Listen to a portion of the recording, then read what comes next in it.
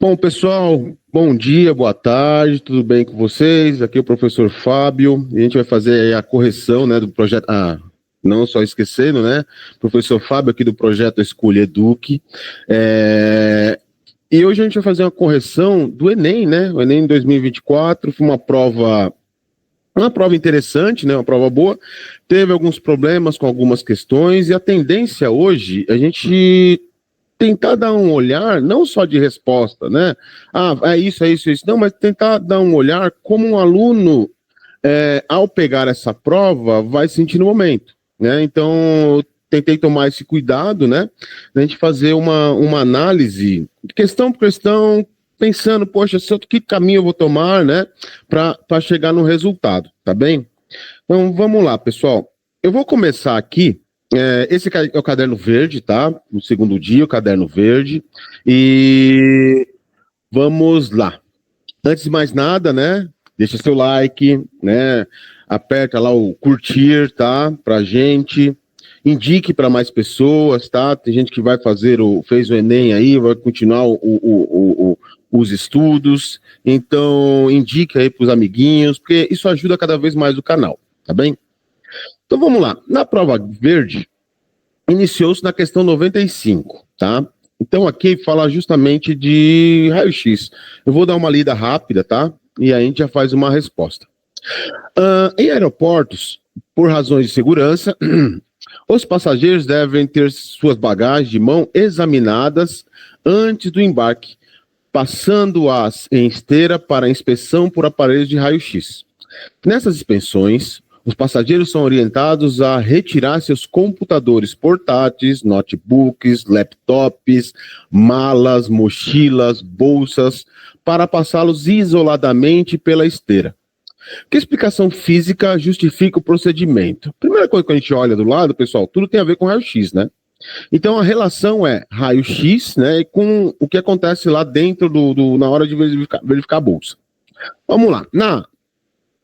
Raio-X não interage com os componentes metálicos do computador. É falsa, né? Para começar, sim, ele interage, tá? O que impede a formação de imagens. Beleza. B. Raio-X desmagnetizam o disco rígido do computador quando refratados pelos componentes metálicos da bagagem de mão.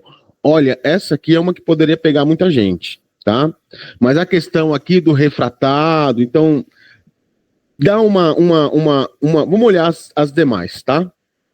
Raio-X aquece os materiais metálicos encontrados em bagagem de mão, quando refletido pelos componentes de computador. Poderia trazer alguma dificuldade? Até pode, mas na verdade, ó, se é refletido, não tem como aquecer. Para aquecer, ele tem que entrar dentro do corpo, tá? Raio-X não atravessa componentes densos do computador, o que impede a visualização de objetos que estão à frente ou atrás deles. Essa é uma boa resposta, tá? A D é uma ótima resposta, tá? Os raios-x ionizam os materiais metálicos, normalmente encontrados na bagagem de mão, quando difratado pelos componentes do computador. Também não, né, pessoal? Raio-x é um comprimento de onda bem pequenininho, né? Mas não vai chegar ao tamanho do elétron, tá? Então, pessoal, entre a B e D, a D é que tem a melhor resposta. Porque ele atravessa componentes densos e impede a visualização de objetos que estão à frente ou atrás dele, tá? A questão aqui, desmagnetiza um disco rígido quando refratado pelos componentes. Então, esse refratado aqui ficou meio complexo, tá? Porque ele era muito mais fácil falar que absorvido, tá? Então, refratado está passando. Então, aqui, pessoal, melhor resposta, D de dado, tá? Questão 99, tá? Vai pular porque tem umas de química, biologia, então eu preferi pular. Essa questão é questão só de análise de gráfico. Não é uma questão difícil, é uma questão fácil, tá? Porque só é a análise. E vamos ver aqui. Vamos dar uma olhadinha. Dentre os parâmetros acústicos que afetam a inteligibilidade dos sons emitidos em ambientes fechados, destacam-se o ruído de fundo do ambiente e o decréscimo do nível sonoro com a distância da fonte emissora. Assim, sentar-se no fundo da sala de aula pode prejudicar a aprendizagem dos estudantes por impedir que eles distingam com precisão os sons emitidos, diminuindo a inteligibilidade da fala de seus professores. Considere a situação exemplificada pelo infográfico. A distância de 1 metro, então aqui, a distância de 1 metro, o nível sonoro de um professor é de 60 decibéis. E diminui com a distância. Considere ainda que o ruído de fundo nessa sala de aula pode chegar a 45 decibéis. E que, para ser compreendida, o nível sonoro da fala do professor deve estar 5 decibéis acima desse ruído. Então tem o barulho da sala e o professor tem que falar acima, tá? Para um valor máximo de ruído de fundo, ou seja, aqueles 45, a maior distância que o estudante pode estar do professor para que ainda consiga compreender a fala é mais próxima de quanto? Então vamos lá, pessoal. Aqui olhando no gráfico, ele dá os valores em decibéis e distâncias em metros, tá? Então significa que a situação que ele coloca é o seguinte: eu tenho um ruído, um nível, né? Nível sonoro de 45 dB. Mas o professor tem que colocar mais 5, ou seja, mais 5 dB. Ou seja, o nível sonoro que ele tem que gerar é de 50 decibéis. dB. E aí, quando a gente olha aqui no gráfico, a gente vai pegar o seguinte: em 50, que é nesse ponto, olhando aqui no gráfico, olha o valor que ele bate aqui, ó. Opa. O valor que ele bate aqui, ó, é em 3 metros. Então significa que ele vai gerar 50 decibéis e a distância para essa fala é de 10 metros, tá? Então aqui, ó, 10 metros não, 3 metros. Então a resposta correta é a resposta A, beleza? Vamos lá pro próximo. Esse aqui de radiação, muito bom esse aqui, viu? Muito bom, a gente trabalha bastante em sala, né? Questão 101. Aquecedores solares são equipamentos utilizados para o aquecimento da água pelo calor do sol. São compostos por coletores solares, nos quais ocorre o aquecimento da água e por um reservatório térmico, em que é armazenada a água quente para ser utilizada posteriormente. A figura ilustra esquematicamente como funciona este equipamento. Então tá ali isolante, né? Aqui tá radiação, água fria e aqui água quente, né? Então tem esses pontos aí.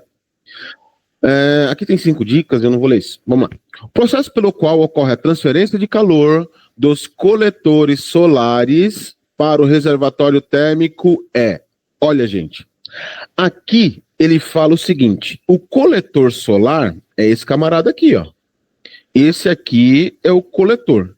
E aqui está o reservatório, tá? O que acontece aqui tem 2 modelos, né? Uma é radiação solar, e aí você poderia achar que era diretamente a radiação. Não, está errado. Por quê? Ele está falando do coletor para o reservatório. Está sendo bem direto aqui, ó. Então aqui, quando a gente olha do coletor para o reservatório, nós temos a condução não, né? Convecção. Olha aí, o professor quase errando, ó. Convecção do calor, ou seja, é que ele dá uma dica, né? Ó, água quente sobe, água fria desce, tá? Então aqui, ó, convecção, beleza? No próximo aqui, ó, exercício sobre colisão, hein?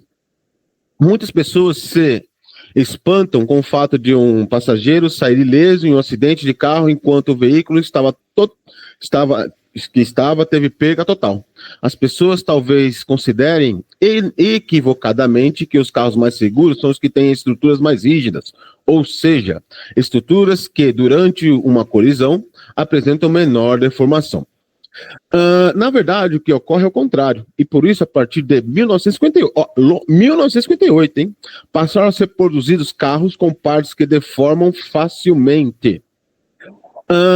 Assim, além do cinto de segurança e dos airbags, os carros modernos passaram a contar com um dispositivo de segurança conhecido como Crumple Zone, zona deformável, tá? Em inglês. Aqui em Brasil a gente chama de para-choque envolvente, tá?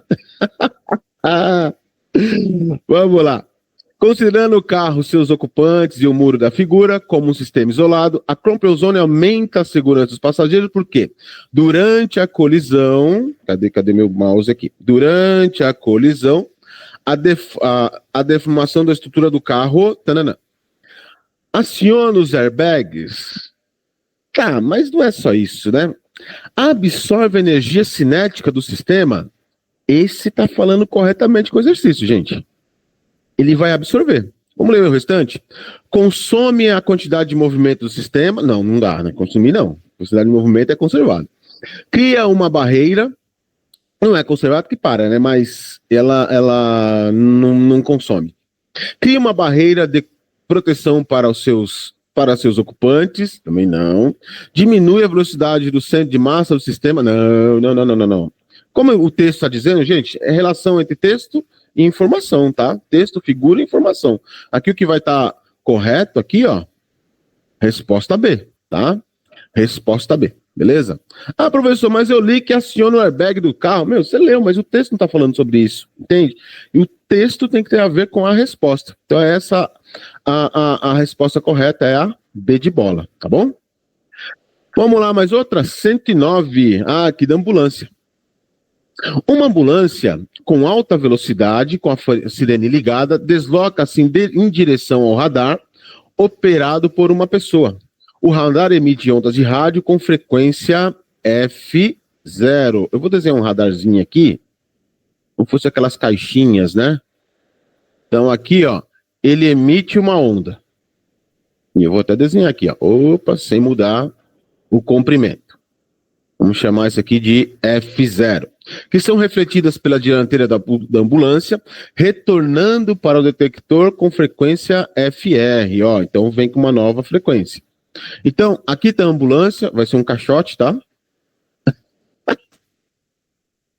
A ambulância. Quando essa frequência encosta na ambulância, e a ambulância tem uma velocidade, esse aqui é o conhecido efeito Doppler, tá? Ela vem com uma nova frequência. Por conta dessa velocidade, ela vem um pouquinho mais apertada, né? Que a gente fala mais comprimida. Beleza? E esse aqui é o FR. Beleza? Em relação ao som emitido, que é de que esse se altera à medida que a ambulância se aproxima ou se afasta. Ó a dica aqui, ó. Dica do efeito Doppler acontecendo. Aproxima ou se afasta, tá? Durante a aproximação, com o operador, percebe que o som da sirene percebe o som da sirene e qual a relação entre as frequências FR e F0, tá? A nova frequência, a frequência inicial, emitida pelo radar. Então, pessoal, se a gente olhar aqui, ó, esse espaço aqui que eu coloquei não é da frequência, é do comprimento, tá? Comprimento da onda. Então, aqui ela tem um comprimento maior e aqui diminuiu o comprimento, né? Depois, quando ele retorna.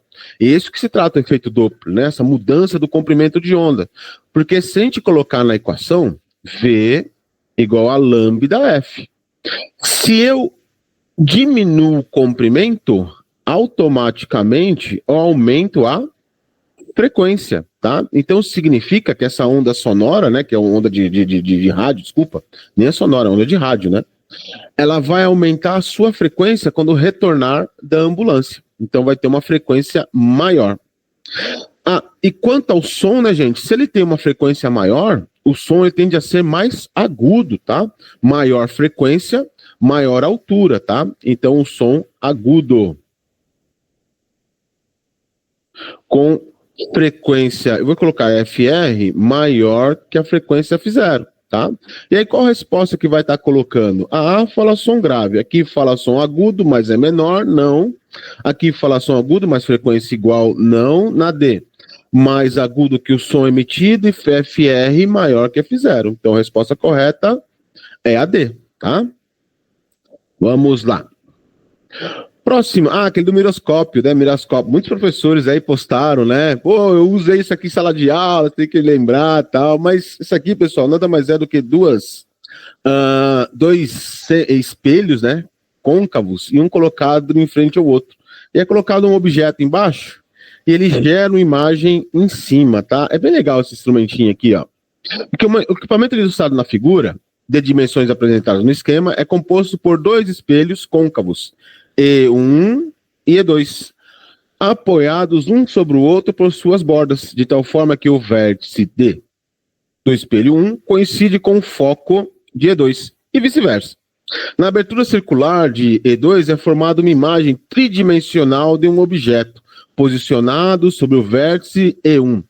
Essa imagem é formada a partir dos raios procedentes do objeto, refletidos por E1 e E2, respectivamente, conforme o esquema.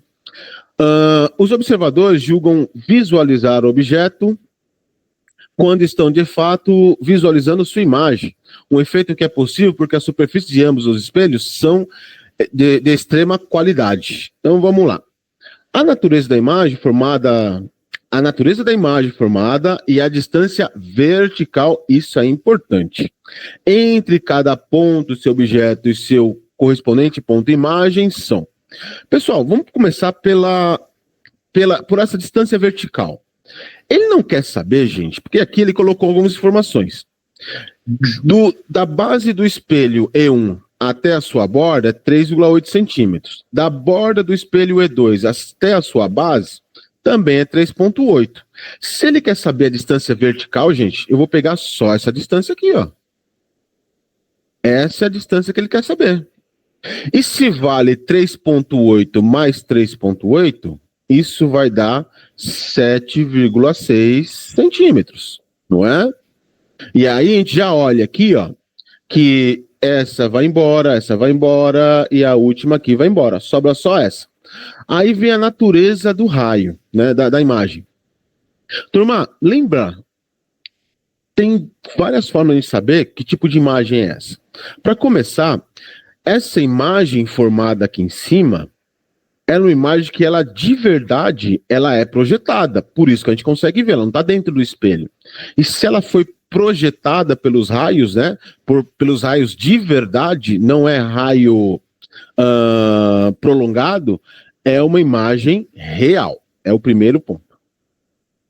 Segundo ponto, a imagem real sempre é de ponta cabeça em relação ao objeto. Ah, mas professor, mas aqui o objeto está de cabeça para cima. E aqui também está de cabeça para cima. Mas olha, quando a gente olha um espelho, quando a gente faz o cálculo de espelho, a gente faz isso aqui, não é? Ó? É assim que a gente adota o espelho, não é? E pensa comigo, se a setinha aqui para cima gera uma imagem do outro lado de cabeça para baixo, porque os raios venham para cá, e aí eu não coloquei ponto e foco, mas olha aqui, ó, o espelho está ponto desse jeito. Então, se ela está nesse sentido, a imagem vai estar no sentido contrário. E olha o que acontece, ó, o cachorrinho foi colocado aqui para a direita, né? E olha a imagem dele, está para a esquerda. Então, essa imagem é uma imagem real. Resposta correta é a C de casa, tá? Bom, pessoal, vamos lá? Próxima. Esse aqui do centro de massa, né? Gente, o texto do Enem, ele é chato, é grande, né? Mas vamos lá. Nos automóveis, é importante garantir que o centro de massa de cada conjunto roda-pneu coincida com seu centro geométrico. Esse processo é realizado em uma máquina de balanceamento, na qual o conjunto roda e pneu é colocado para girar a uma velocidade de valor constante. Com base nas oscilações medidas, a máquina indica a posição do centro de massa do conjunto e pequenas peças de chumbo são fixadas em lugares específicos da roda até que as vibrações diminuam. Durante o treinamento de sua equipe, a fim de corrigir a posição do centro de massa indicada pela máquina, um mecânico apresenta o esquema a seguir. As 5 possíveis pontos na roda para posicionar uma peça de chumbo. Em qual ponto deve ser fixada a peça de chumbo para garantir a posição do centro de massa desse conjunto roda-pneu? Bom, pessoal, aqui é o seguinte, tem a roda, né? E o centro de massa dele está deslocado. Está aqui nesse ponto aqui, ó. Está nesse ponto aqui, ó. E é necessário colocar ele nesse sentido aqui, ó. Oh, meu Deus, toda hora tá aparecendo aqui. Nesse sentido aqui, ó. Dentro desse ponto. Turma, se ele vai colocar uma peça de chumbo, tem que ser essa peça 3 aqui, né? Ó, que vai justamente balancear. Resposta correta é a C, 3, tá? Ok? Vamos lá. Esse do LED é um dos que já pegam mais, tá? Precisa ter um certo conhecimento aqui. Mas vamos lá. Em um dispositivo eletrônico que conduz corrente elétrica em um único sentido, sendo caracterizado por uma tensão. O LED é um dispositivo eletrônico que conduz corrente elétrica em um único sentido, sendo caracterizado por uma tensão e uma corrente máxima de funcionamento, e aqui ele chamou de Imax. Um LED acende apenas se a corrente que o percorre está no sentido permitido, e se a diferença de potencial a qual está submetido é igual a ou superior à sua tensão de funcionamento. A figura ilustra, né, o símbolo do LED utilizado na representação dos circuitos. E olha aqui, ó, sentido da corrente, tá? E aqui, ó, o LEDzinho. Então aqui tá a bundinha do LED, aqui tá a pontinha, né? Vamos lá. Um estudante de física analisa as propriedades do LED com um circuito simples, de corrente contínua. Ele dispõe dos seguintes materiais: uma bateria ideal de 4,5 volts, dois LEDs de 3 volts, e tensão, ou corrente, né, igual a 1 mA cada, e dois resistores de 1,5 kΩ cada. O circuito que o estudante pode montar para ambos os LEDs fiquem acesos e cada um seja percorrido pela corrente máxima é. Então, pessoal, para começar, ele está indicando aqui, ó, corrente é máxima, tá? Nos LEDs. E aí, turma, vamos pensar o seguinte: cada LED possui 3 volts, né? Então, aqui a tensão do LED é igual a 3 volts. A tensão da bateria é igual a 4,5 volts, beleza? A corrente que vai passar pelo LED, eu vou colocar aqui embaixo, tá? Então, vou colocar aqui embaixo. Corrente máxima é igual a 1 mili, né? Mas, pessoal, vou escrever em forma matemática já, hein? 1 mili é igual a 10 a menos 3 ampere. Agora, o resistor, cada um deles, vai ter 1,5 quilo, né? Então, 10 a terceira ohm. Pessoal, esse tipo de exercício, primeiro vamos ver o que acontece com as respostas, né? Então, vamos pensar o seguinte: ele tem um sentido, né? Então, haverá também um sentido na bateria, porque o LED não funciona de outro jeito, tá? E aí, qual é o sentido da bateria? Aqui é o negativo, né? E aqui é o positivo. O sentido da bateria vai ser nesse sentido aqui, gente. Então, se a gente olhar alguns deles, a gente já começa a fazer algum cancelamento. Porque, olha bem aqui, ó. Aqui é o sentido da bateria, certo? Da corrente. Então, significa que aqui, ó, a corrente vai vir nesse sentido e nesse sentido. Então, essa C não dá para fazer. A mesma coisa E, ó. A gente olha aqui, ó o sentido aqui, ó. Também não dá. Qual fica coerente? Essa A está coerente, a B está coerente e a D também está coerente, beleza? Agora vamos pensar. Segundo passo, gente. Cada LED usa 3 volts, usando o seu máximo, né? 3 volts. Cada bateria, a bateria é 4,5. Se eu colocar 2 LEDs em sequência, pô, se eu pegar esse exemplo D aqui, ó, se eu pegar esse LED que vale 3 volts e esse LEDzinho que vale 3 volts, só aqui, ó, em série, eu vou ter 6 volts. Não funciona com a bateria que é 4,5. Então a D também não serve para nós.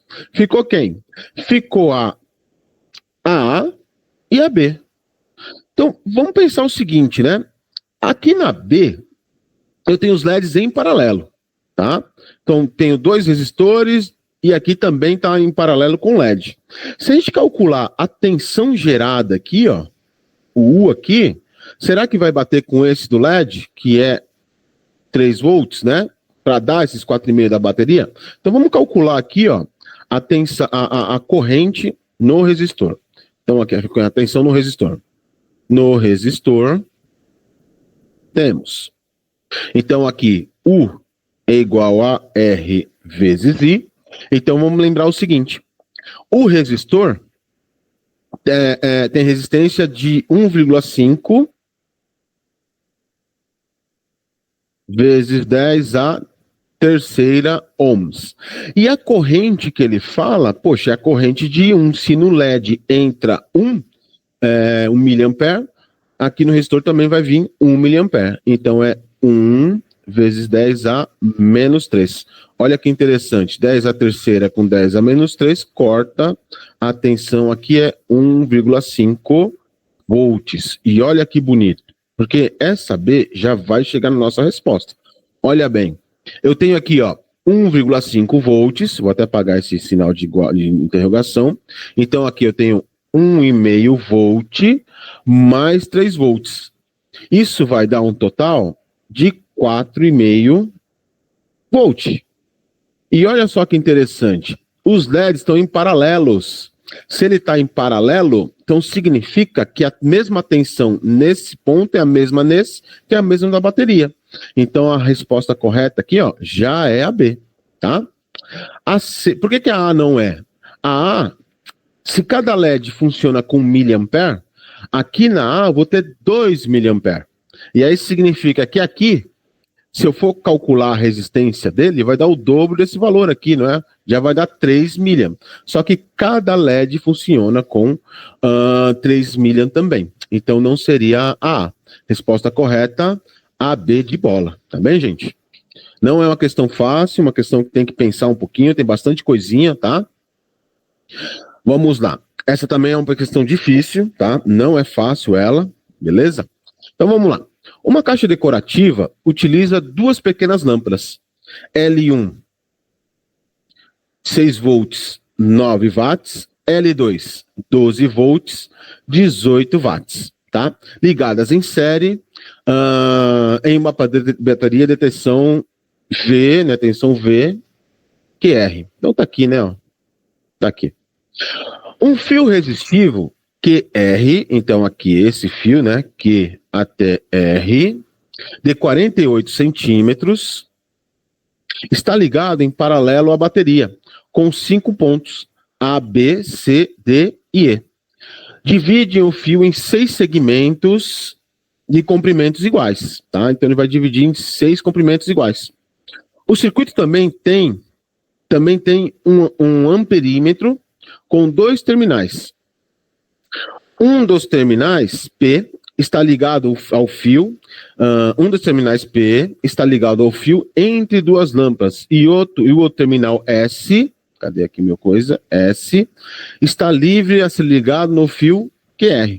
Dependendo do ponto em que esse terminal for conectado, ocorrerá mudança de tensão a quais as lâmpadas estão submetidas. Os demais fios do circuito têm resistências elétricas desprezíveis e a figura ilustra esse circuito. Então tá aqui, né, ó, figura lâmpada 1, aqui L2, né, aqui tá o fio que ele falou, tem um amperímetro aqui, né, tem um amperímetro, tá, e aqui tá aquele fiozão, né, QR lá que é dividido em 6 pedaços.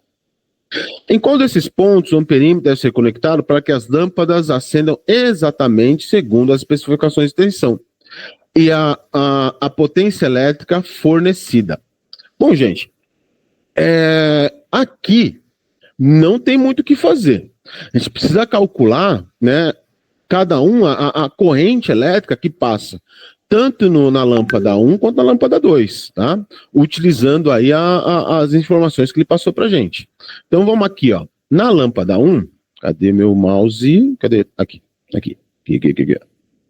Na lâmpada 1, nós temos a potência, o que é 9 volts, 9 watts, desculpa, e aqui a tensão, que é 6 volts, beleza? Para a gente achar a corrente com essa informação, dá para usar potência, né? P é igual U vezes I, ou π, né? Então aqui é 9, aqui eu vou ter 6 e aqui I. Então para achar a corrente, isso vai dar 9 dividido por 6, opa, 96 não, 9 dividido por 6. Então, a tensão a corrente em 1, né, é 1,5 volts. Beleza. Pessoal, dá para achar a resistência da lâmpada? Dá. Vamos calcular aqui já, né? U igual a R vezes I. Então, aqui, ó, a tensão é 6, é igual à resistência que eu vou encontrar, e a corrente é 1,5. Então, aqui, gente, se eu pegar resistência, vai ser 6 dividido por 1,5. 6 dividido por 1,5 vai dar 8. 8 ohms. Opa, pronto. Tá mais ou menos aí, né? Agora aqui em L2. Potência de L2 igual a 18. Deixa eu só olhar aqui, gente. 6 dividido por 1,5.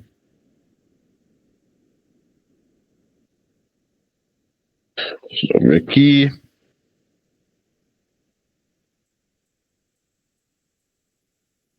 Seis dividido por 1,5. Desculpa, gente, agora que eu fui vacilar. Ó. 6 dividido por 1,5 é 4. Tá? Desculpem. Aqui é 4. Foi mal. Vamos lá. Potência da lâmpada 2 é igual a 18. Tensão aqui da lâmpada 2 igual a 12 volts. Então, mesma coisa. Potência igual a I. E aqui vai ser 12. É igual, ou 12, ó. 18, né? 18 é igual a 12 vezes I. Passou dividindo aqui também, ó. 18, ô jovem, 18 por 12. Isso vai dar 1,5 também. Então a corrente aqui, ó, 1,5 volts. Então vamos chamar I2 aqui. Vamos achar a resistência também? U igual a R vezes I. Então aqui, ó, tensão vou colocar que é 12, que é igual a R, e aqui 1,5. Então a resistência vai ser 12 dividido por 1,5. 1,5. Isso vai dar 8 ohms. Beleza? Então segura aí. Então essa resistência, né, vou chamar aqui de R1, né? E aqui R2. Beleza. Agora vamos ver nesse ponto aqui, ó, eu tenho a corrente que chega, tem a corrente que passa aqui para L2, né? Lembrando que essa aqui é a corrente 1, eu vou chamar aqui de corrente 2, e aqui para cá eu vou chamar de uma corrente 3. Lembra na lei das malhas, regra dos nós, corrente que chegam é igual a corrente que sai. Então aqui, ó, I3, né? É uma corrente que sai, né? Deixa eu até colocar melhor aqui, né? Se as correntes que chegam são as correntes que saem, I1 chega. Então, I1 é igual corrente que sai a I2 mais I3. I1 a gente sabe quanto é, 1,5. I2 também 1,5. I3 eu ainda não sei. 1,5 passa de um lado, vai para o outro, vai dar 0, né? Esse 3 aqui, gente, é igual a 0. Então, a corrente que chega aqui, ó, em A, no amperímetro, ela é igual a 0. 0 ampere. Então, significa que nós temos uma ponte de Wheatstone. Olha o quanto de coisa que a gente está pegando nesse exercício. Isso aqui é bem complexo, tá? Na ponte de Wheatstone, a gente vai ter o seguinte: as relações entre as resistências são um produto entre elas, tá? Então, vou chamar aqui, ó, desse lado onde ele tocar, né, em relação a S, sei lá, um ponto qualquer aqui, né? Vou chamar essa de R3 e aqui de um R4 qualquer. Então, a diferença entre distância deles é que vai me dar essa posição, tá? Então, eu sei que O produto R1 vezes R4 é igual ao produto R2 vezes R3. E aí, pessoal, vamos tentar calcular, né? A gente já sabe a resistência de alguns, né? Então, a gente vai colocar aqui, ó. R1 vale 4. Então, aqui, 4 vezes R4 é igual a R2. R2 a gente já sabe também, né? R2 é 8, R3. Opa! Ficou RB, né? 8 vezes R3. Cortando esse 4 com 8, vai ficar aqui, ó. R4 é igual a 2 vezes R3. Então, significa, gente, que para ter 2 vezes a resistência de R3, né, eu vou ter o valor em R4. Então, significa que ela vai estar mais aproximada desse sentido aqui, né? Então, esse cara tem que ser maior e esse menor. A resistência, desculpa, né? Não é que tem que ser maior. A resistência desse lado, ela é maior, em vez dessa aqui desculpa, essa aqui é a resistência maior e aqui é a resistência menor, certo? Meus queridos, outro ponto que a gente tem que observar. A resistência do fio, né, vai utilizar quem? Primeira lei de Ohm. Primeira lei de Ohm fala o seguinte.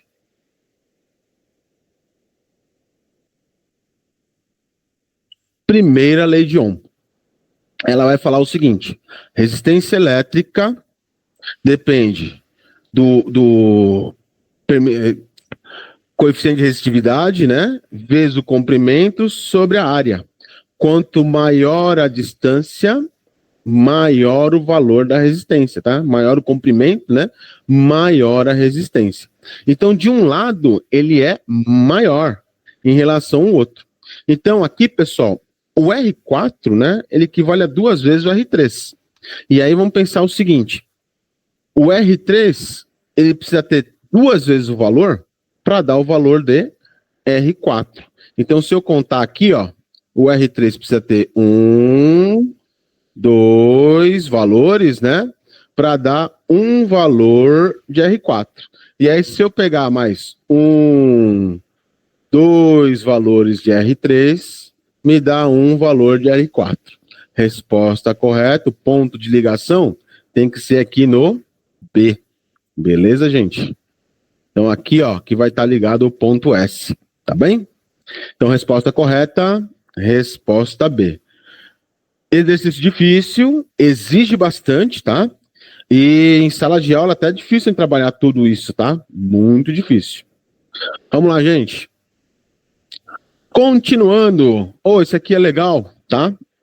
Para circuitos de maratonas aquáticas realizados em mares calmos e próximo à praia, é montado um sistema de boias que determina o trajeto a ser seguido pelos nadadores.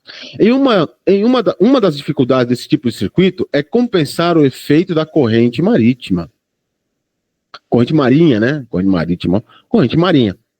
O diagrama contém um circuito em que deve ser realizada uma volta no sentido horário, tá? Anti-horário, desculpa, tá? No sentido anti-horário.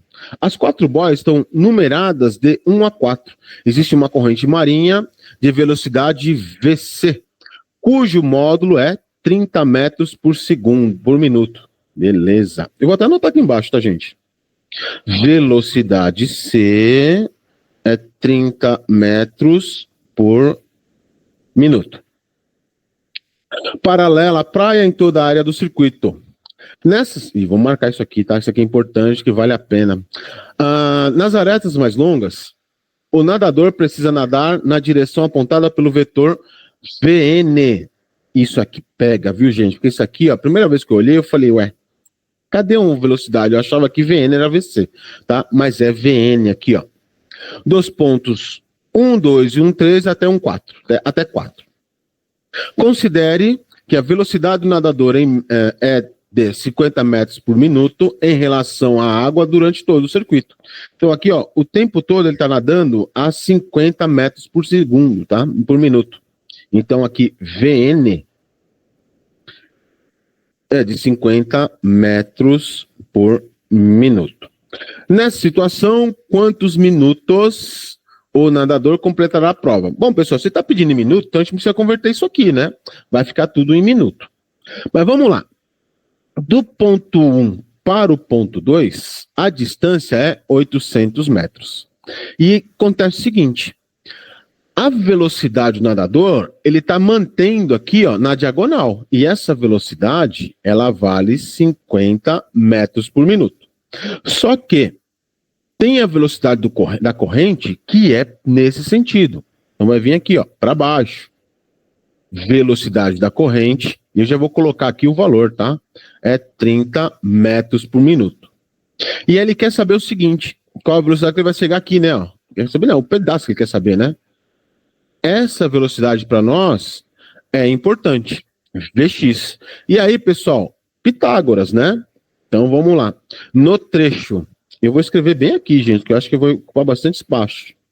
No trecho de 1 para 2, temos aqui a velocidade é 50 ao quadrado. Eu vou colocar aqui, né?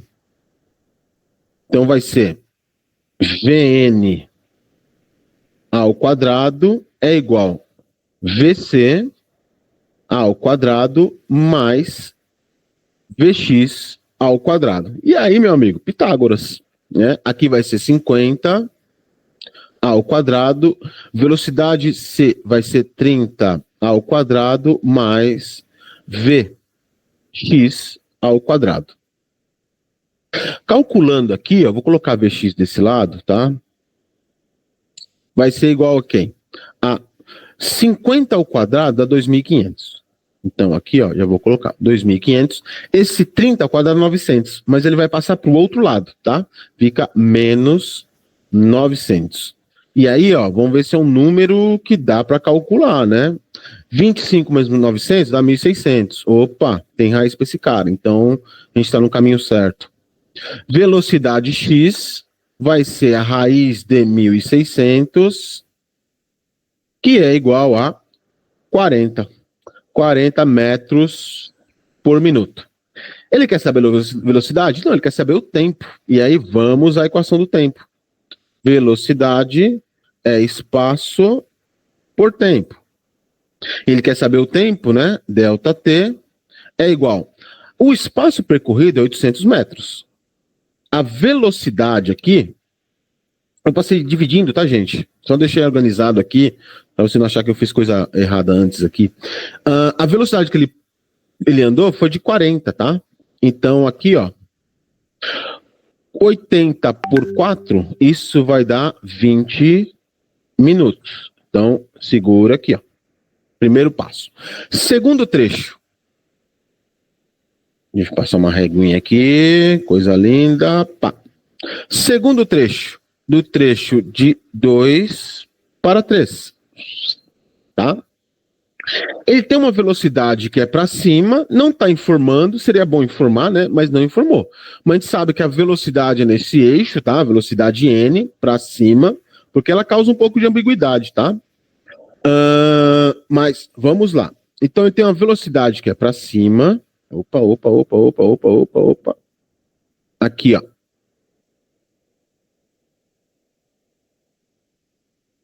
E essa é a velocidade do nadador, tá? E tem uma velocidade da corrente contrária, né? Então aqui eu vou ter velocidade do nadador menos velocidade da corrente. Isso vai dar do nadador é igual a 50, né? Menos 30. Então a velocidade resultante, vou chamar de velocidade resultante, é de 20 metros por minuto. Ele quer saber justamente o tempo, né? Então aqui, agora eu vou fazer bonitinho para você ver como é que eu fiz aqui, ó, delta S, delta T. Então eu passo o tempo para cá multiplicando, fica o delta S e a velocidade vem para baixo, tá? Multiplica em cruz aqui, ou só deixa organizado, né? Então aí, ó, vamos novamente calcular. Delta T vai ser delta S, que é 400 metros agora, né? Com essa nova velocidade que é de 20. Corta. Isso vai dar 20 minutos. Então aqui, mais 20 minutos. Beleza? Agora no trecho 3 para 4. Gente, vamos ganhar tempo, né? Ó. No trecho 1, no trecho 3 para 4, aqui também, ó. Cadê meu mouse? Tá aqui. Aqui, ó. A velocidade é 50 metros por minuto. E aqui, ó, a velocidade da corrente continua sendo 30 nesse sentido. Ele quer saber esse X aqui, ó. Pô, já calculamos antes. Deu 40 metros por minuto. E o tempo também vai dar 20 minutos. Então, não vou fazer, tá, gente? Já vamos colocar aqui direto, ó. O tempo vai ser igual a 20 minutos. Que a gente ganha tempo e ganha espaço também para calcular, né? Agora no tempo de 4 para 1, né? Nesse ponto aqui, ó, quando ele dá a volta. Então ele tem aqui, ó, tem duas velocidades, né, no mesmo sentido. Vai ter a velocidade do nadador, que é 50, e vai ter a velocidade da corrente, que é 30. Então aqui, ó, no trecho 4 para 1, eu vou ter isso aqui, ó. Velocidade do nadador mais velocidade da corrente. Aqui vai ser 50 mais 30, velocidade resultante igual a 80 metros por minuto. E aí, para calcular o tempo, né? Vai ser um tempo menor. Delta T é delta S sobre a velocidade. Isso vai dar 400 com uma velocidade de 80. Corta. 40 por 8, isso dá 5 minutos. E aí, pessoal, agora é contar, né? Ó. Eu tenho 20 minutos, mais 20 minutos, mais 20 minutos e mais 25. Então, aqui, delta T total vai ser 20 minutos, mais 20 minutos, mais 20 minutos, mais 5, que é igual a 65 minutos. Resposta correta é a B de bola, tá? 65. B de bola. Bem? Vamos lá para 122 do Calvin. Ô, pessoal, isso aqui é boa, viu? Bem facinho essa, tá? Na tirinha, Calvin se divertia em um balanço antes de soltar-se dele e cair no chão. Em uma fala, ele demonstra ter imaginado que permaneceria em movimento circular. Porém, a força gravitacional que permanece atuando no garoto modifica a direção e a sua velocidade, fazendo com que ele chegue ao chão de uma maneira ilustrada no último quadrinho. Então tá ali, ele aí pula. Houston, estamos com um problema na trajetória orbital. E ele vai bater o coco ali, né?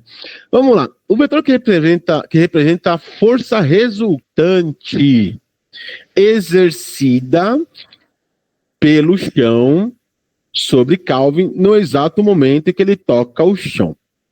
Esse aqui, pessoal, pega muita gente, tá? Porque é o seguinte, aqui não tocou, não tem nada mostrando aqui, mas vamos imaginar que tocou. Se ele tocou, pessoal, ele estava aqui, eu vou colocar aqui a cabeça dele como se fosse um negócio redondo, tá? Tá aqui a cabeça do Calvin. Pessoal, as forças que agem no Calvin. Primeiro de todos é a força-peso. Não é? Força-peso. Depois da força-peso, vai ter a normal com o chão. Não é? Normal. E aqui, pessoal, como ele está vindo numa certa diagonal, vai surgir uma força FAT. No sentido contrário, arrastando. Beleza? Só que ele está falando de todas as forças que agem no Calvin? Não. Ele fala das forças do chão, né, exercida pelo chão. Então, força-peso não é exercida pelo chão, e sim uma força exercida pelo planeta Terra, tá? Então, essa força-peso não entra nesse cálculo. Vai ser quem? Força FAT, no sentido, e força normal. E olha para onde vai estar a diagonal aqui, ó. E essa vai ser a resultante. F resultante. Então, a resposta correta é a A. Tá bem, gente? Alguém pode ter achado que era E, né? Mas não, é a A, porque é pelo chão, não é todas. Tá bem, gente? Vamos lá? Tá acabando, hein? Opa, Enem que arranca o couro da gente. Vamos lá. Placas solares comuns dependem de dias ensolarados para gerar energia. Essa é a 123, tá? Mas podemos gerar eletricidade com a ajuda de gotas de chuva, revestindo placas solares com uma fina camada de grafeno, os íons dissociados a partir da chuva, AM+, e MNB, torna a combinação de grafeno à chuva um par perfeito para a geração de energia. O processo requer apenas uma camada de grafeno para grande quantidade de elétrons, E0, né, E elevado a menos 1 lá, em movimento ao longo da superfície. Então tá aqui, né, pessoal? Tá falando aqui, ó, alto potencial elétrico, fina camada de grafeno, baixo potencial elétrico. A dica tá aqui, tá? Turma, você pode achar que é uma questão de química, né? Parece uma de química, mas na verdade já são questões de ciência da natureza, tá? São mesclados, beleza? Então vamos lá. Ao produzir eletricidade em dias chuvosos, o grafeno oxida os casos dissolvidos na água da chuva. Não tem nada a ver, né? Não tem nada de oxidação aqui. Não tem nada de perder oxigênio. Impede a difusão da água através das placas solares? Não, né? Diminui a energia de ativação em relação ao pseudocapacitor? Não. Forma um dispositivo não metálico com os íons da água da chuva? Não, também não. Gera uma diferença de potencial pelas interações do elétron com os cátions. Essa aqui, ó, diferença de potencial, DDP, tá? Chamado em volts. E aqui, pessoal, onde tem um alto potencial, cadê meu mouse? Cadê? Onde é que tá? Não sei onde tá escrito. Aqui. Daqui. Alto potencial, tá? E aqui, baixo potencial. Então, a diferença de potencial, resposta correta, A, E de elefante. Agora vamos nessa 124, polêmica. A famosa questão da chaleira, né? Da cafeteira. Vamos lá, pessoal. Uma estudante comprou uma cafeteira elétrica de 700 watts de potência com a capacidade de meio litro de água, que é 500 gramas. Enquanto o café estava em preparação na capacidade máxima da cafeteira, ele marcou que demorou 3 minutos para a cafeteira ferver toda a água 100 graus Celsius, a partir da temperatura ambiente, que é 20. Em seguida, deixa eu marcar aqui, né? Potência, e aqui 500 gramas, e aqui também importante, 3 minutos. Em seguida, para avaliar a eficiência, cadê o mouse? Aqui. A eficiência da cafeteira, ele calculou esse tempo, desprezando quaisquer perdas energéticas. Desprezando qualquer perda energética, é necessária uma caloria, ou seja, 4,2 joules, para levar em 1 grau Celsius a temperatura de 1 grama de água. Gente, ele está passando aqui, é o coeficiente de calor sensível, tá? Da água. Coeficiência energética calculada pelo estudante. Agora, vamos em partes. O que acontece é o seguinte, tem uma cafeteira, a gente já conhece elas, né? Eu tenho uma dessa em casa, tá? A eficiência, gente, ela é sempre tratada da seguinte maneira. Eficiência é o valor de uma energia útil por uma energia total, tá? Eu tenho a energia que eu usei no aparelho e tenho uma energia total para ser aplicada no aparelho. Ou seja, sempre a energia total, ela sempre é um pouco maior do que energia útil, tá? Energia total, ela é sempre maior do que energia útil. Beleza? Porque essa eficiência, ela sempre vai estar entre 0, N sempre... maior ou igual? Não, menor não. Acho que eu coloquei contrário aqui, ó. Ele vai estar sempre entre 0 e 1. E aí eu vou ter um percentual disso, né? Eu multiplico por 100 e chego no porcento, né? Então ela sempre vai ser 0,1, 0,2, 0,3, 0,5, 0, sempre 0, tá? No máximo 1 e no mínimo 0, beleza? E aí vamos aqui aos dados que ele colocou, porque eu tenho que fazer dois cálculos. Uma, a energia utilizada para aquecer a água, e a outra, a energia da própria cafeteira aplicando dentro desses 3 minutos, tá? Então aqui vou utilizar da cafeteira. Vou pegar aqui da cafeteira. Beleza? Na cafeteira fala o seguinte, deixa eu até, porque eu queria muito pegar alguns valores para não perder muito tempo, gente. E eu tô sem aqui, ó. Ah, eu perdi onde estava escrito. Mas tudo bem. Vamos lá. Ah, achei. Achei meu rascunho. Na cafeteira, leva a mal não, viu, gente? Isso aqui eu tive que fazer antes, tá? A gente sabe que potência, ela é uma energia por tempo. Coloquei, ficou parecendo um tempo, né? É delta T. Então, a energia calculada vai ser o valor da potência vezes o tempo de uso, tá?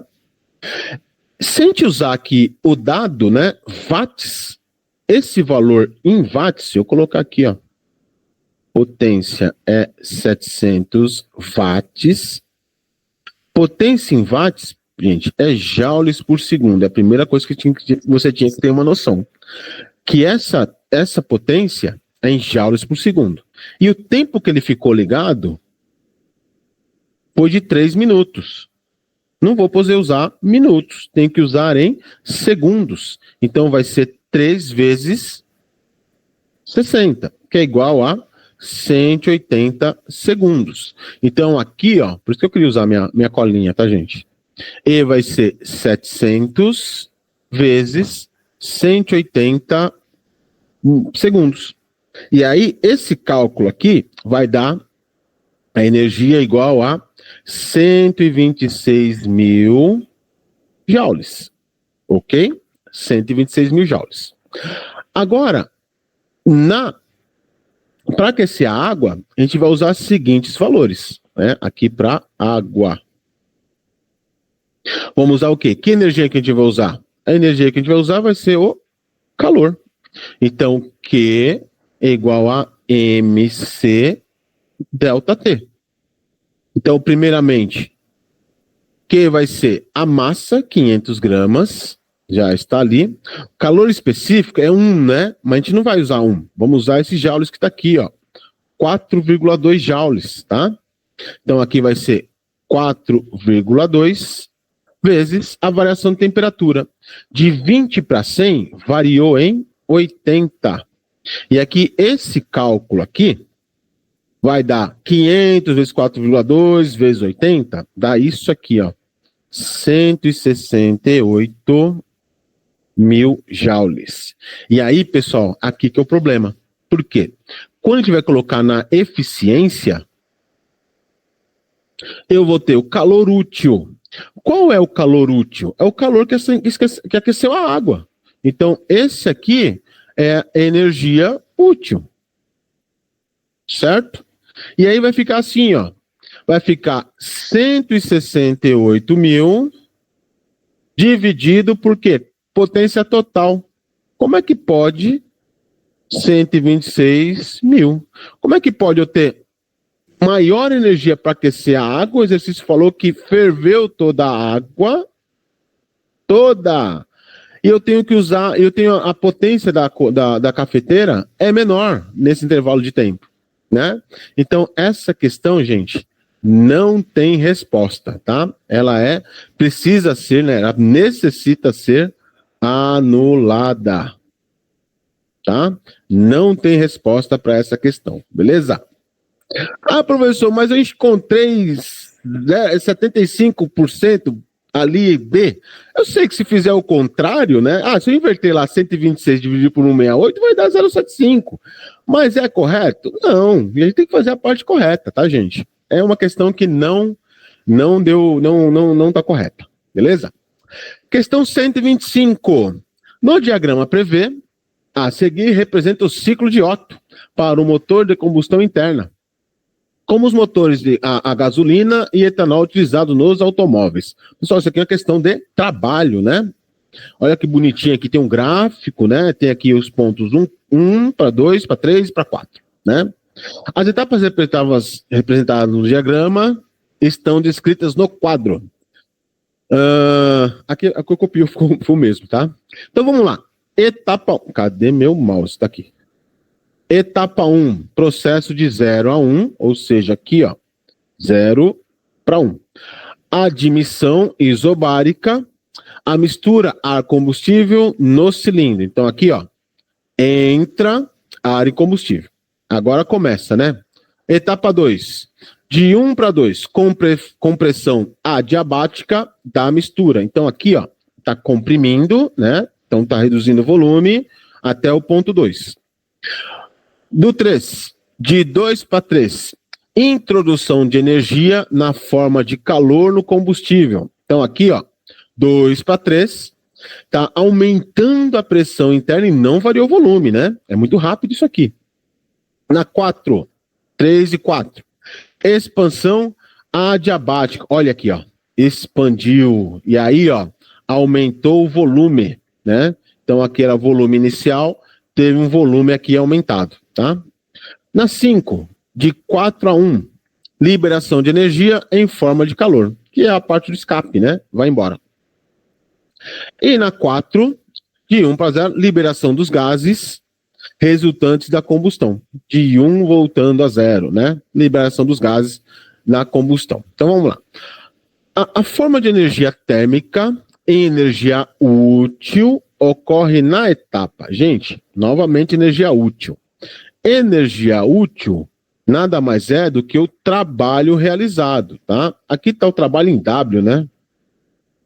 O trabalho realizado. A gente geralmente escreve assim, né? Trabalho realizado. Pessoal, toda vez que nós temos trabalho de um gás, ele é dado pela seguinte expressão. P, variação do volume. E sempre a gente coloca, ó, variou o volume? Tem trabalho. Onde teve trabalho sendo realizado? Ah, professor, teve de 1 para 2, mas ele foi positivo? Não foi, né? Foi negativo. Mas, ó, de 3 para 4. 3 para 4 é quando o trabalho é positivo. Ele está justamente fazendo com que o pistão ganhe movimento, tá? Então, aqui a correta aqui, ó, é 3 para 4. Expansão, ou seja, C de casa, tá bem? Questão 125, ok. Questão 128. Em um experimento de laboratório, duas barras metálicas, A e B, são carregadas com cargas opostas, imersas em óleo. O farelo de milho é jogado sobre o óleo e, após certo tempo, o farelo assume o formato de linhas de campo entre as barras. A figura representa a vista superior desse experimento. Ao repetir o experimento, colocado um cilindro metálico oco entre as pacas, o esquema que representa o formato das linhas de campo assumido pelo farelo é. Então, gente, dá uma olhada aqui, ó. Aqui eu tenho duas placas, né? E aqui tem as linhas de campo, que nada mais é uma questão de campo elétrico, né? E aí, quando é colocado um cilindro oco, tem alguns modelos aqui, né? Colocou um cilindro oco aqui dentro, vou desenhar aqui dentro, aqui, ó, um cilindro oco, né? Pessoal, esse efeito, quando eu tenho um cilindro oco, é o que nós chamamos de gaiola de Faraday, né? Então, aqui, ó, na gaiola de Faraday, opa, ô letrinha. Dentro do espaço do cilindro oco, o campo elétrico é igual a zero, tá? Campo elétrico igual a zero significa que não vai ter linhas de campo. Então, significa que a correta aqui, pessoal, é a E. Então, não tem campo elétrico dentro do cilindro oco, tá ok? Resposta E. Vamos lá do iglu. Última do iglu. Também é uma questão de ciências, tá? É mistura química e física. A tirinha ilustra esquimós dentro do iglu. A habitação em formato hemisférico construída durante o inverno a partir da neve ou blocos de gelo. Essa estrutura de construção se justifica pelo fato de que o povo habita regiões mais setentrionais da Groenlândia, Canadá e Alasca. Aí tem a tirinha, né? Ué, você comprou uma geladeira? É. Pra quê? Para as crianças. E aí as crianças estão brincando de fazer igluzinho, né? Eles adoram brincar de casinha. Legal de tirinha, né? Bem bonitinha. Na tirinha, a geladeira é necessária para fazer gelo, porque a temperatura interna do iglu é maior que a temperatura de solidificação da água? Não, né? Vamos lá. A umidade dentro do iglu dificulta o processo de mudança de fase da água? Também não. O ar dentro do iglu é isolante térmico, dificultando a perda de calor pela água. Ah, não, gente, né? Isolante térmico, não. A temperatura uniforme do iglu impede as correntes de convecção. Não, né? Poxa, vai ter corrente de convecção dentro do iglu também, né? A pressão do ar no interior do iglu é baixa, dificultando a solidificação da água. Opa! Espera aí.